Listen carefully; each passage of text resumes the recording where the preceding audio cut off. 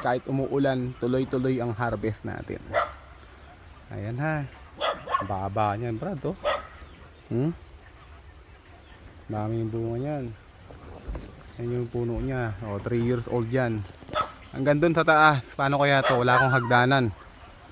Kailangan ko akyatin to. Daming sanga, guys, oh. Mas mataba sana puno yan kapag tinanggalan ng mga sanga.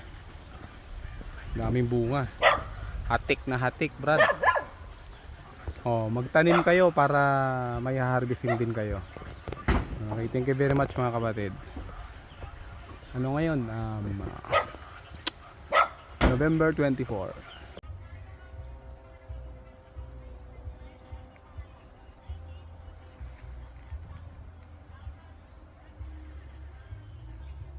Ayan guys, microcarpa, 3 years old, namumunga na.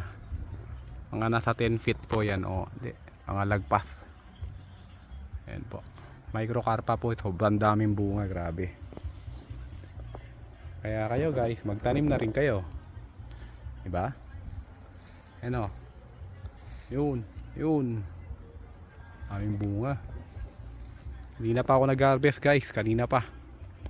Marami pa to, marami pa hanggang dun pa. Guys, isang sanga pa lang yan.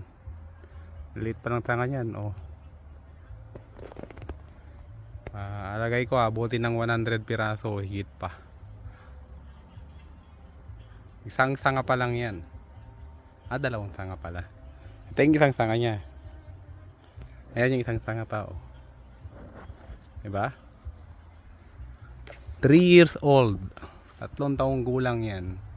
Daming bunga, grabe, parang bayabas, ah.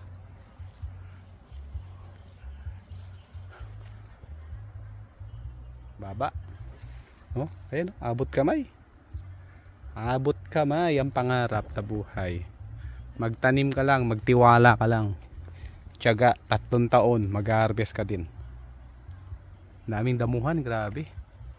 Pero maraming tanim dyan, natakpan na ng damo.